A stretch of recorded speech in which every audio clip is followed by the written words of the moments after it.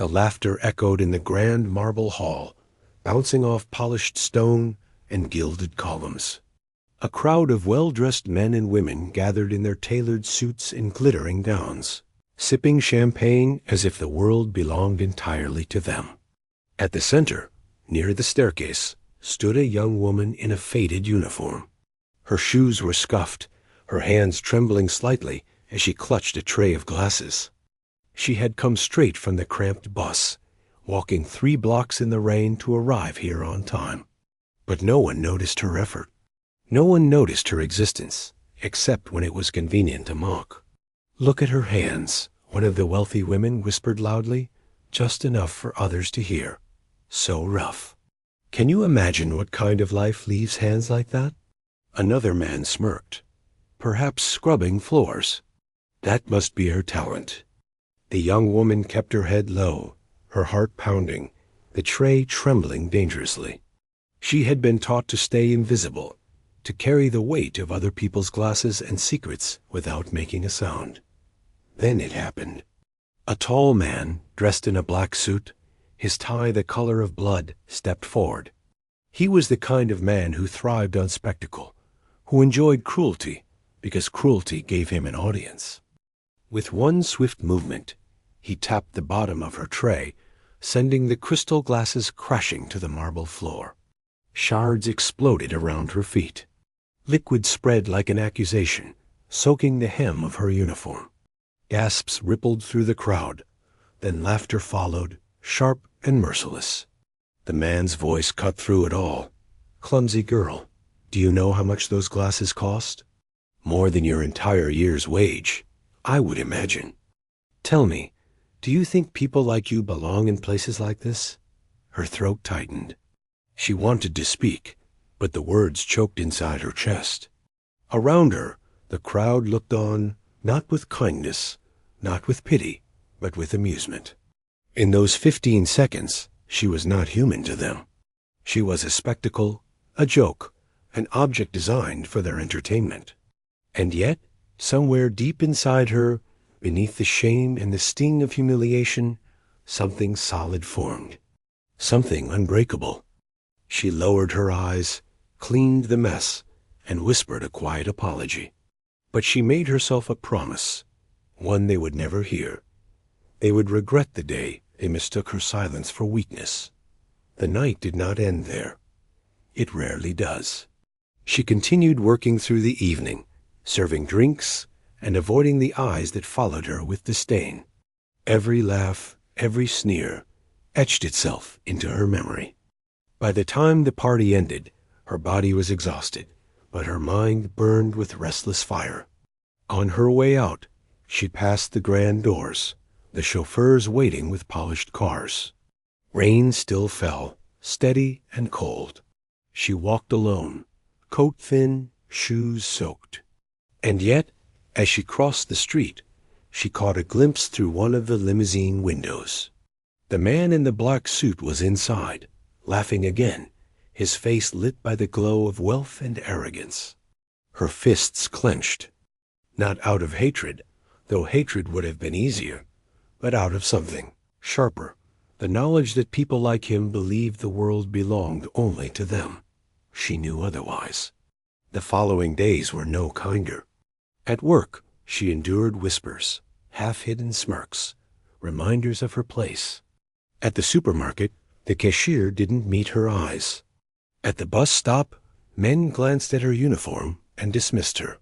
Everywhere she went, she felt the weight of invisibility. And yet, she had something no one could see. She had her mind, sharp and patient. She had memories, sharper still.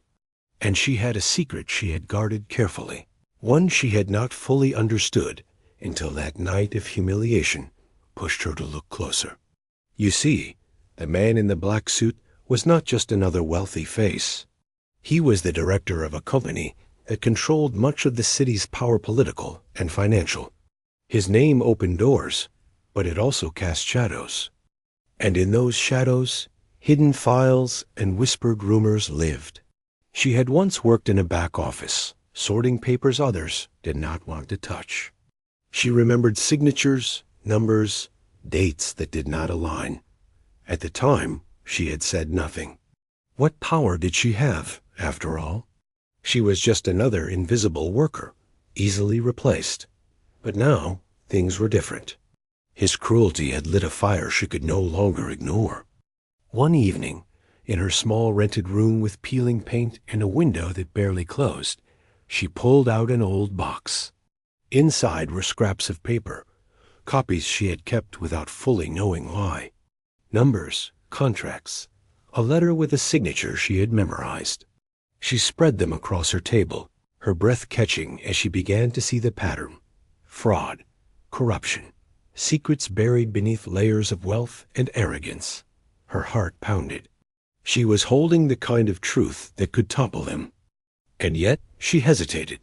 What could one woman do against a man like that?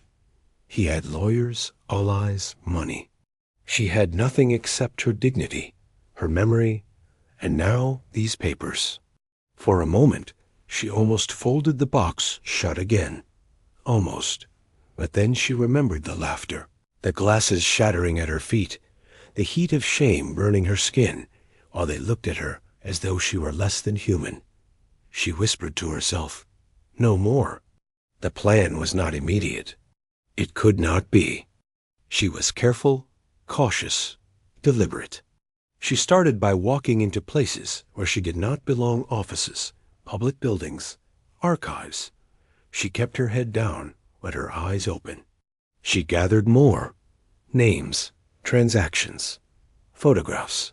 Of course, she was noticed, not for what she was doing, but for who she was. A guard stopped her once, sneering. "This isn't for people like you. Don't waste your time here." She apologized, smiled meekly, walked away, and then returned another day, slipping in unnoticed, invisible as always. Invisible was her disguise. Invisible was her power. Weeks passed, and the collection grew. But with it grew danger. She could feel eyes following her sometimes. She overheard whispers at work, someone asking too many questions, someone seen in places they shouldn't be. The fear gnawed at her, but the fire inside her refused to die.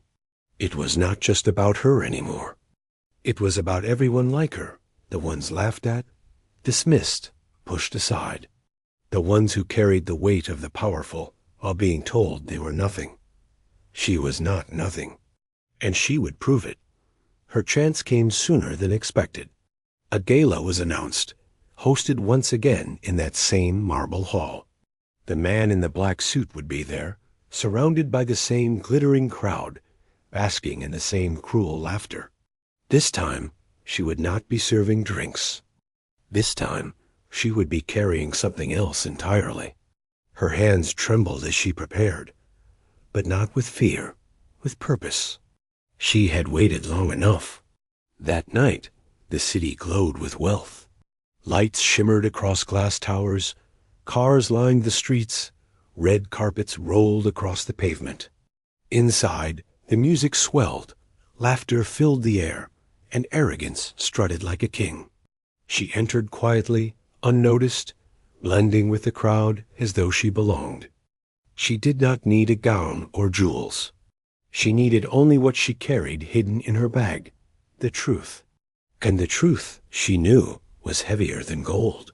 The man tried to laugh again, but it rang hollow, pathetic. "Do you think anyone here will believe a servant over me? I own this city."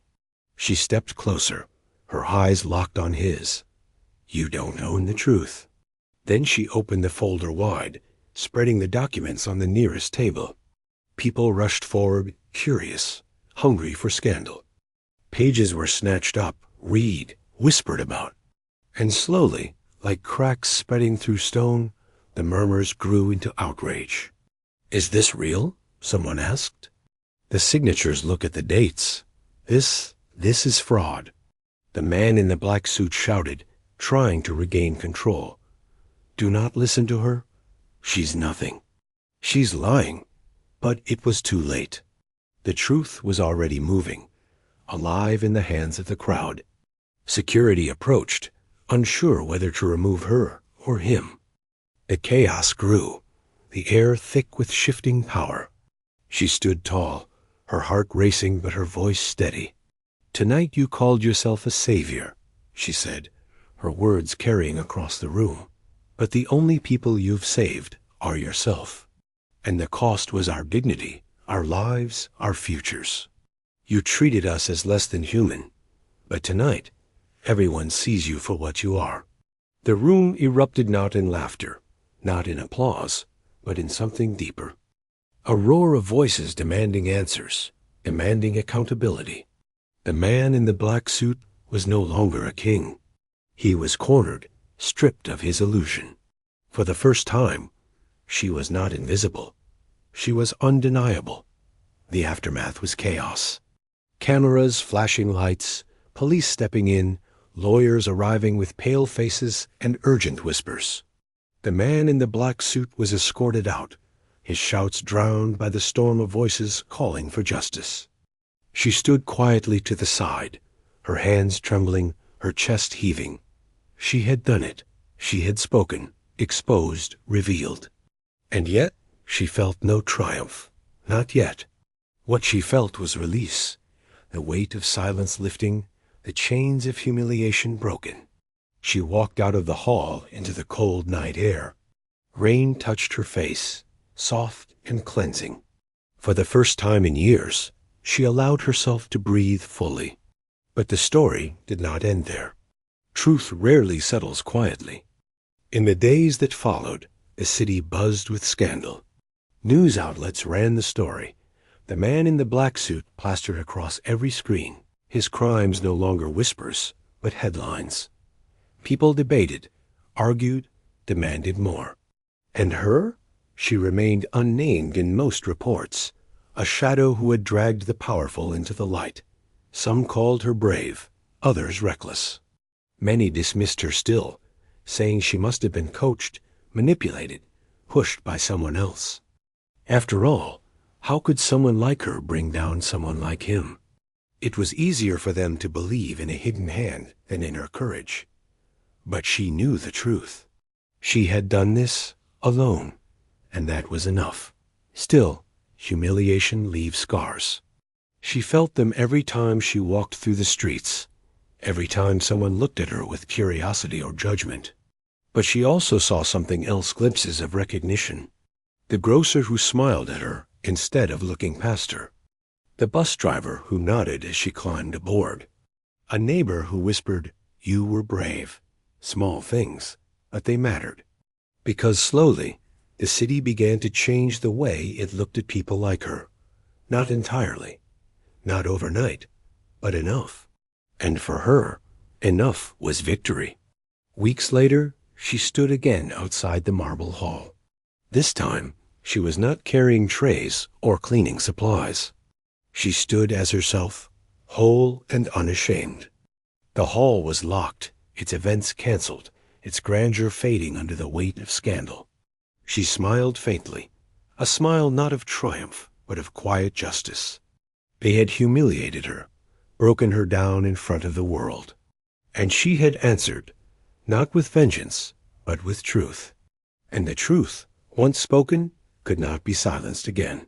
The scandal spread like fire, unstoppable, feeding on the greed it exposed. Each day, new revelations surfaced.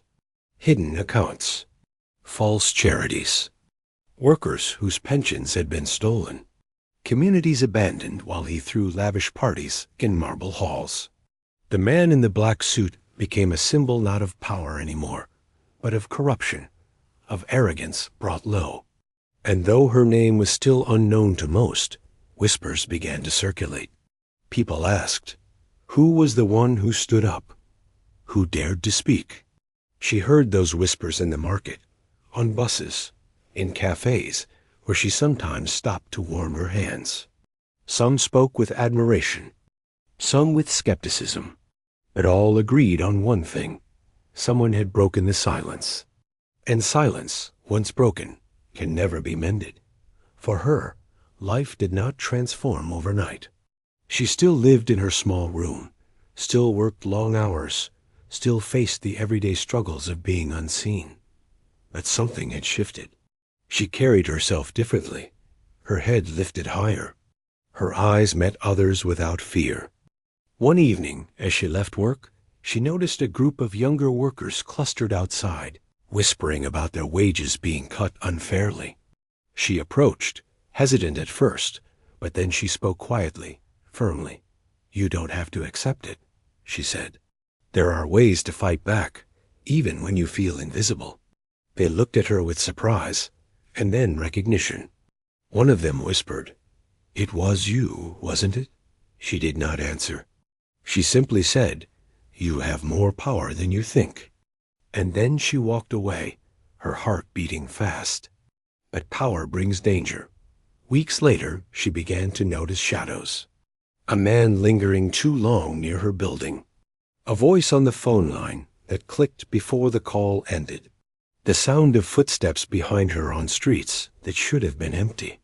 The empire of the man in the black suit was crumbling, but he was not finished.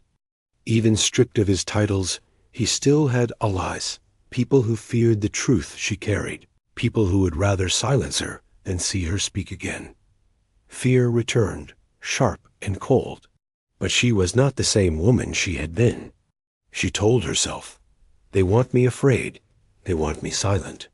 That is why I cannot give them what they want." The turning point came one night when she returned home to find her door slightly ajar.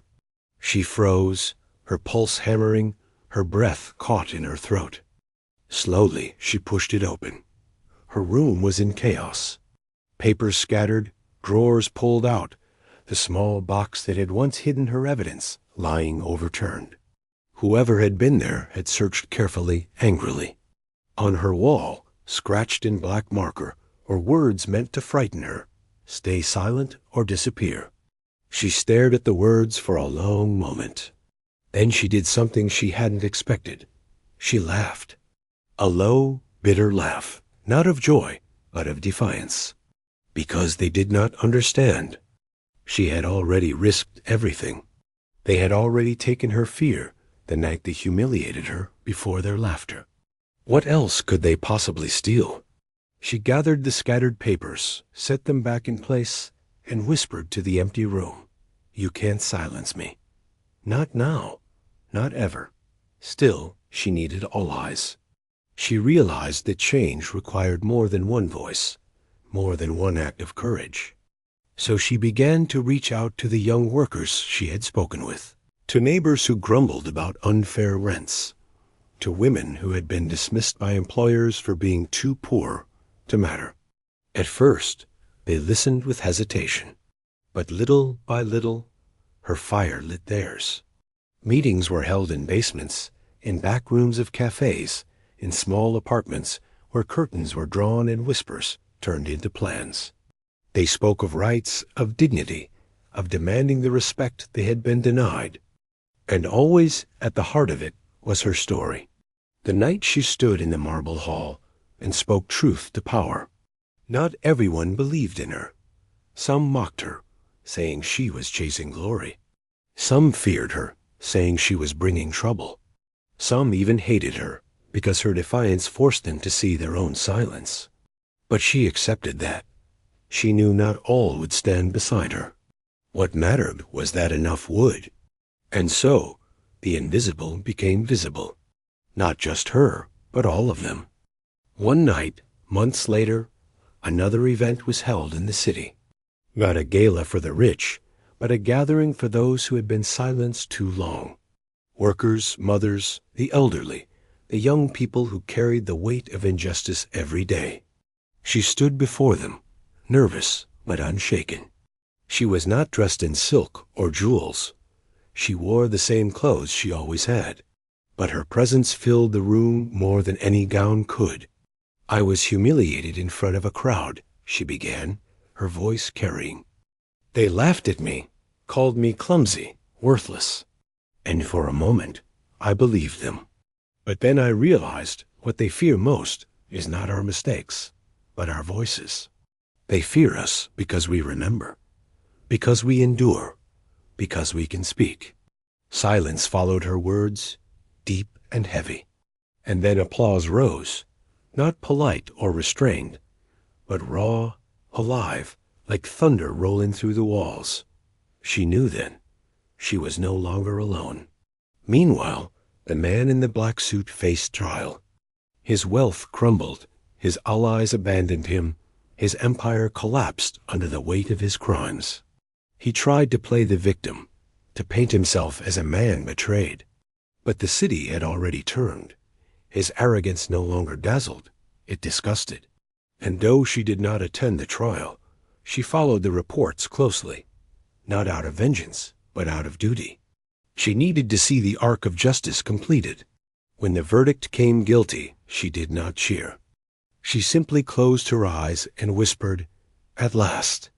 But justice is not just about the fall of the powerful. It is about the rise of those they trampled. Months passed, and her gatherings grew. People came not only to listen, but to share their own stories of humiliation, of being dismissed, of being silenced. Together, they began to push back.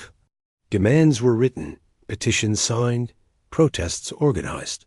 And though progress was slow, though resistance was fierce, something undeniable had begun. The invisible had found their voice. Late one evening, as she walked home under the dim streetlights, she caught her reflection in a shop window. For a moment, she stopped and stared. She saw the same uniform, the same weary eyes, the same woman who had once been mocked in a marble hall. But beneath that, she saw something else: strength, resilience, dignity that no one could strip away. She whispered to her reflection, "You are not nothing. You never were." And for the first time, she believed it. The scars of humiliation never faded entirely. She remembered the laughter, the sting of glass cutting her skin, the sound of her own silence. But those memories no longer chained her. They fueled her. Because humiliation, when endured, can become fire. And fire, once lit, spreads. She was no longer invisible. She was the spark. Seasons shifted. The city changed in ways both small and profound. The marble halls that once echoed with cruel laughter stood quiet, their doors locked, their lights dark. In their place, new spaces opened, humble, imperfect, but alive with voices that had once been silenced. She had not set out to be a leader. She never wanted fame. But the night she broke her silence had given her something larger than herself: responsibility. And responsibility was heavier than fear. At first, it exhausted her. People came to her with stories, with pleas, with anger. They wanted her guidance, her strength, her words. She felt small again, overwhelmed by the weight of so many hopes. But then she remembered, she was not alone. She was never meant to carry it alone. So she taught them what she had learned. That invisibility could be power if they chose to use it. That silence could be broken. That even the smallest voice could shake the highest tower. One afternoon, she was invited to speak at a public forum organized by students. The hall was modest, filled with folding chairs and handwritten banners. But to her, it felt more powerful than any chandeliered ballroom. When she stepped up to the microphone, her hands shook. She had faced wealthy elites, corrupt leaders, even threats on her life. But speaking to people who believed in her was somehow harder. She took a breath. They called me clumsy. They laughed at me while I stood in their shadows. They thought I was powerless, and maybe I was until I chose to speak. The truth is, they never feared my mistakes. They feared my voice, and they fear yours too. Because if we all speak, if we all refuse to stay silent, then their power dissolves. The students erupted into cheers, some even standing on their chairs, fists in the air. She smiled, humbled. For the first time, she felt not just like a survivor, but like a teacher. But not everyone welcomed her message. The remnants of the man in the black suit's empire lingered. Business partners who had escaped scandal, politicians who owed him favors, elites who despised being challenged. They dismissed her as a nuisance, a disruption, a dangerous symbol. Who does she think she is? One commentator scoffed on television. A servant bringing down a leader? It's absurd. She's nothing. But even as they tried to dismiss her, they revealed their fear. Because if she was truly nothing, why waste breath on her at all? One evening, she returned home to find an envelope slipped under her door. Inside was a simple card, handwritten in careful letters. They humiliated you to silence you. But you turned humiliation into fire. Don't stop. We are with you. No signature. No name, just solidarity. She held the card to her chest, her eyes burning. For years she had been invisible. Now she was not only seen but supported. That was the kind of wealth no one could steal. The trial of the man in the black suit ended with his imprisonment. But justice was not just his fall, it was the ripple effect. Other names surfaced. Other corrupt figures faced scrutiny. And each time people whispered about the night in the marble hall when an invisible woman spoke the truth. Her legend grew not exaggerated, not glorified, but carried like a story people needed. A reminder that humiliation could be answered with dignity, that silence could be broken, that justice could bloom from the cracks of cruelty. One night, nearly a year after it all began, she was walking home when she passed by a group of workers cleaning the streets after a parade. Their uniforms were dirty, their hands rough, their backs bent under long hours. For a moment, she was one of them again, invisible, overlooked. But then one of the workers looked up, eyes widening. "It's you," he whispered. She froze. The man smiled. "You gave us courage. Thank you." The others nodded, their tired faces lighting with recognition. And for a brief moment, standing among them, she felt the deepest justice of all, not applause, not headlines, not even victory over the powerful, but respect, genuine, earned respect. Time softened the edges of her pain, but never erased it. She still remembered the sting of glass on her skin, the echo of laughter that night. Those memories were carved into her, permanent. But instead of chains, they had become fuel. Whenever doubt crept in, whenever exhaustion tempted her to stop, she returned to that night in her mind. She reminded herself, "They tried to break me, and instead they built me." That was her justice. Years later, the Marble Hall reopened under new ownership. No more lavish galas for the rich. Instead, it became a public space for art, for music, for community gatherings. She visited once, walking through the doors with quiet steps. The chandeliers still sparkled, but now children's laughter echoed off the walls, replacing cruelty with joy. She stood beneath the same staircase, where the glasses had once shattered at her feet. She closed her eyes, remembering the humiliation, the sting of tears she had swallowed. Then she opened her eyes and whispered, "You did not win." And she walked away, her heart lighter than it had ever been. Her life never became easy. Poverty did not vanish. Struggles did not disappear. But she had something greater now: dignity, respect, and the knowledge that her voice had power. She had turned her pain into fire. She had turned humiliation into truth. And in doing so, she had left behind a lesson that echoed louder than any laugh, stronger than any arrogance, that the invisible can rise, that the humiliated can stand, that justice, when born from dignity, cannot be silenced. She lived quietly in the years that followed, avoiding fame, refusing interviews, declining offers that wanted to turn her story into spectacle. She did not want to be consumed by the same hunger for recognition that had destroyed those she fought against. But she continued to speak where it mattered: in classrooms, in workers' meetings, in small circles where voices trembled but grew stronger together. And every time she spoke, she carried the memory of that night, not as a wound, but as proof. Proof that even in the darkest humiliation, a seed of justice can take root. Proof that the invisible, once awakened, can never be erased again. Her story became a kind of whispered legend, passed from one to another, Workers told it during breaks. Mothers told it to their children. Students repeated it when they argued with professors who dismissed them. And though her name was rarely spoken, her presence lived on in every act of courage she inspired. Because she had shown them something unforgettable, that power built on cruelty is fragile, that arrogance collapses under truth, and that dignity, once claimed, can turn even the deepest humiliation into victory. One final memory remained with her always, the moment after she first spoke in the marble hall, when silence had fallen and every eye had turned to her.